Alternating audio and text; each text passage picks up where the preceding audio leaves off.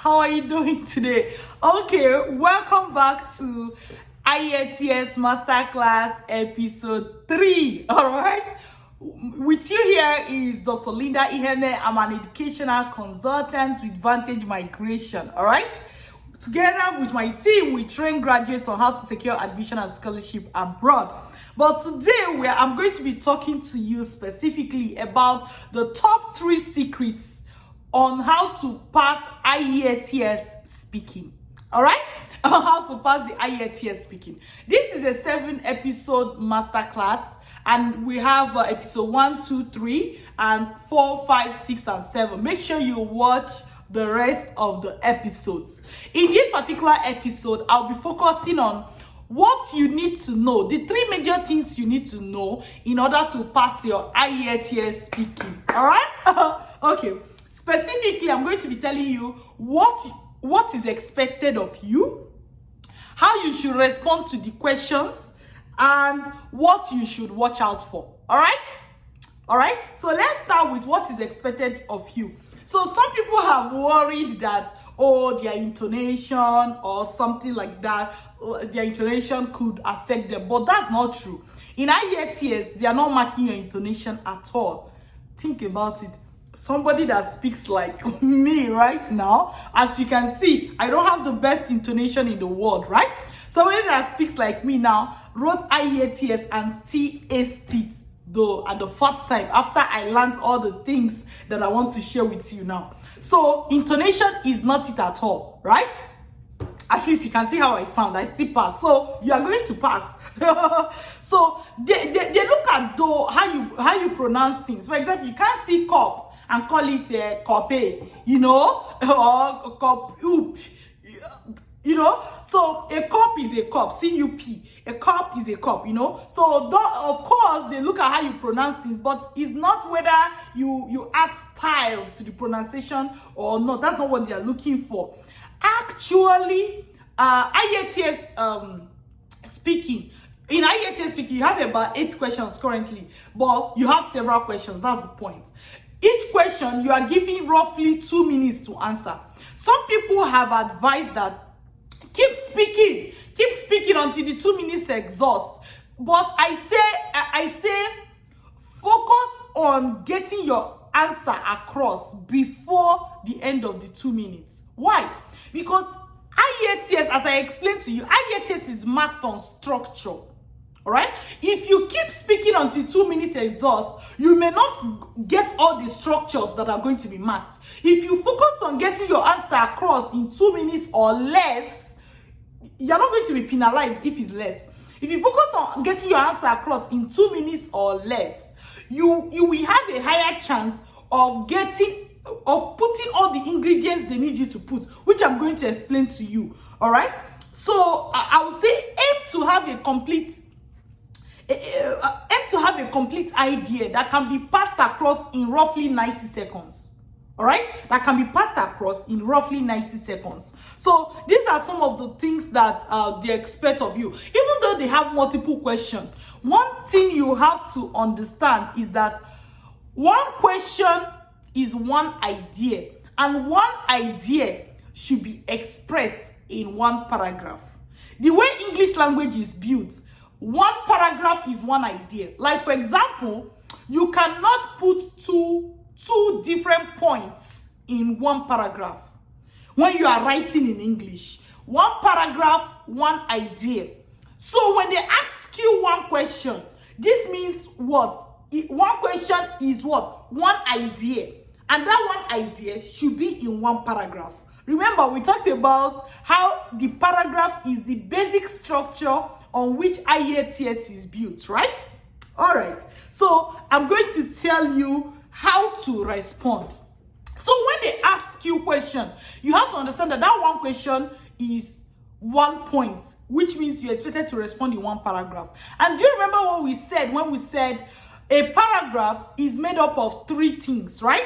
The topic sentence, the reason for the topic sentence, an example to back up the reason for the topic sentence, right? And I went ahead to explain to you that a topic sentence is a sentence that summarizes everything you want to say, right? Everything everything you want to say. So now let me explain to you how to respond. So let's say they give you a question, right? When they give you a question, you have to give a topic sentence, which is a summary of everything you want to say.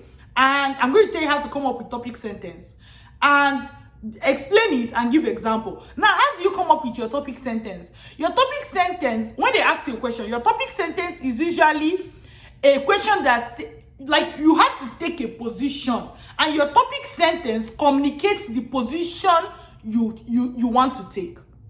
All right? So when you are asked a question, it's either like that question is yes, it is this, or no, it is not this. You have to take a position. You can't stand in between. Some people say yes, some people say no. You can't stand in between. You must take a position. Even if your position is wrong, you have to take a position. So you are being marked for whether you took a position or not whether your position is right or wrong. Because most times the questions they are going to ask you does not even have a right or wrong question. It's opinion based. So it's based on your opinion, right? So let me give you an example of questions you can meet in your speaking, and use whatever we're going to discuss now to test out other questions you may come across, all right? So for example, somebody may ask a question like, do you think people should study abroad? That question is broad. So instead of you to start thinking, hey, do I think people should study abroad? What is the examiner expecting me to say? Are they going to say, why did you say yes? Why did you say no? No, don't think. Ask yourself, you have to take a position. Do you think people should study abroad? Your position is either, yes, in my opinion, you see, because it's opinion based. Yes, in my opinion, people should study abroad. Or, no, in my opinion, people should not study abroad. You see? That's how to come with your topic sentence. So your topic sentence is a summary of everything you want to say. However, one easy way to come up with your topic sentence is to take a position from the question that was asked. And your position is usually for or against, yes or a no. Do you understand? Of course, yes means you are for that opinion. No means you are against that opinion. But usually this is the basic concept. So, for example, using that question, do you think people should study abroad? If I'm to answer it, I'll say, in my opinion, I believe that people should study abroad. What am I going to do next? I'm going to go on to explain why. I want to say, study abroad has been known to open the horizon of the individual, because when you're studying abroad, you get to meet people from different countries, you get to interact with them, so it helps you to build tolerance.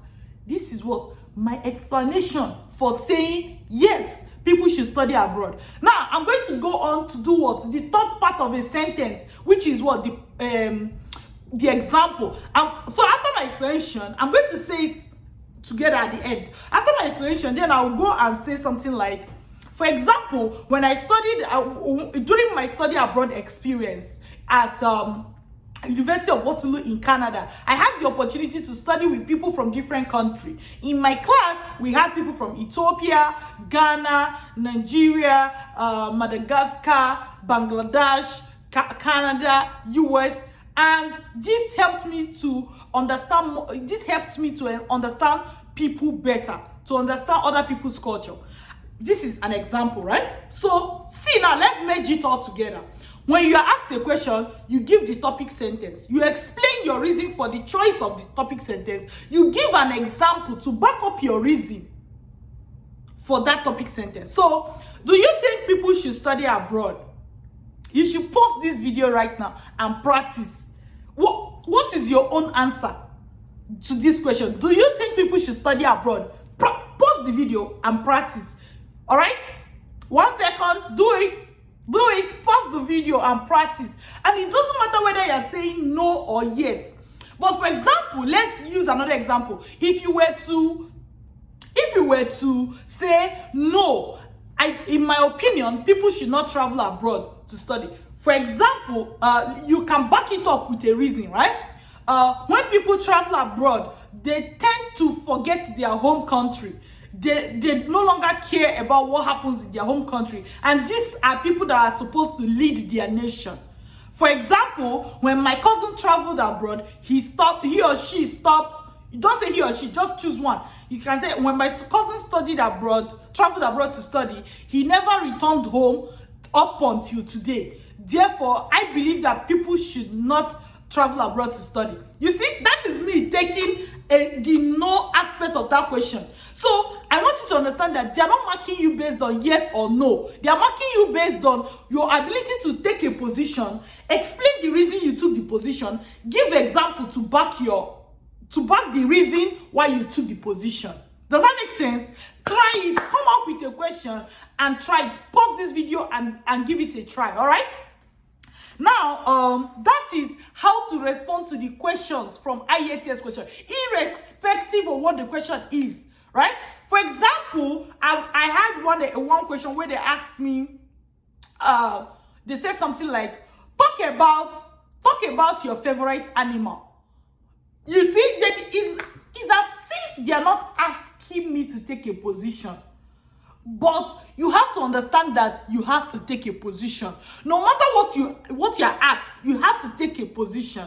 For example, if they say, talk about your favorite animal, using this same structure, instead of me to just say, my favorite animal is a cat, blah, blah, blah, blah, blah, blah, and you keep talking and keep talking. No, you're going to veer off. Everything they ask you, think of a paragraph. You want to give your answer in a paragraph. And a paragraph is what? Topic, sentence, explanation, example. So, for example, you can say, let's say, talk about your favorite animal. You say, the dog, my favorite animal is my pet. Is a dog named Cleo. You know, because usually dogs have name. You know, you want to make it interesting, but you want to take a position. So when they say talk about your favorite animal, don't just start talking. Animals are this. You are not taking position. You taking position is saying that you have a favorite animal, and the animal is called, like, that animal is a dog. Do you understand? You have a favorite animal. The animal is a scorpion. You have a favorite animal. Your favorite animal. Yes, you have to take a position. Yes, you have a favorite animal, and that animal is a lion. Do you understand? Don't just say talk about your favorite animal. You keep talking. You are going to miss the point. So, do you know that in the process of taking a position, it could also be that you don't like any animal at all. So when they ask you, talk about your favorite animal, you can say, I do not have a favorite animal at all. I hate animals, and because of this, I do not have a favorite animal. So you're taking a position. So you are taking a position of whether you have an animal or not, you know? And then you're going to go on to explain your position. So if it's a lion, the next sentence should be the reason why the lion is your favorite animal, because maybe you can say lions are fearless, they hunt, I like their spirit, then you can give example. That example could be how you met one animal, or how you met one lion in a zoo, or something like that. If it's your dog, you can give example. You can say, for example, I like dogs because they understand human emotion. I have a favorite animal. My favorite animal is a dog. Topic, sentence. Reason. Dogs are friendly. They understand human emotion. Reason. For example, whenever I'm sad, my dog comes to me and cuddles me. Example to back up your reason why you took the position. You see? So always aim to answer your questions as if they are in paragraphs. Take a position, which is like topic, sentence, right? Give reason why you took that position. Give example to back it up. Within this period, you should have been able to do this in 90 seconds at most, right? But if you don't take a position, you start talking.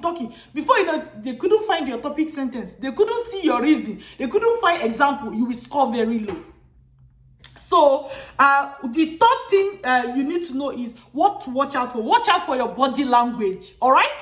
For example, when you're talking to the examiner, look them eyeball to eyeball. look their eyeball to eyeball. When you're like this talking, it's as if you're timid. Imagine I'm talking to you and I'm like, that's it, oh. Will you like it? No, you're enjoying this video because I'm talking to you eyeball to eyeball, right? Okay. So watch your body language. Eyeball, put a smile on your face. Imagine I'm talking. Will you enjoy this video? No. But when I'm like, yes, this, you can see it, right? Most times also, you have to understand that your speaking is recorded. So, because somebody else may have to grade it, or if you request for regrading or remarking, they may use the recording. So if you smile only, the person is not going like the examiner will see you, but the one who is listening to the recording will not know that you smiled. So when you smile, also add laughter. You see what I did? You see what I did? Smile is like this. Laughter is because laughter can be heard, but smile cannot be heard, right? Always so add smile, add laughter, right? So let your smile be heard, be relaxed. I don't have animal. I don't have. You're already failing yourself. Be relaxed. Treat it as if a friend is talking to you. If possible, when you're looking at the examiner, if it's a woman, think of your best friend. If it's a man, think of your best lover. Or you know what I mean? Like, think of somebody you know. Treat it that way. Ask it. Tell your mind, oh, this is my mom talking to me. Especially if your mom is your best friend, you know, just treat it like somebody you know and respond. So in this video, I've been able to tell you what is expected of you, how you should respond to questions, and you know what to watch out for. Body language, be relaxed, smile, laughter, eye contact. These things are important. So we've come to the end of episode 3. Remember, there is still episode 4, 5, 6, and 7 in this Ielts masterclass. Make sure you go through everything. In the next episode, we'll be talking about the next set of Ielts questions and exactly how to tackle it. All right?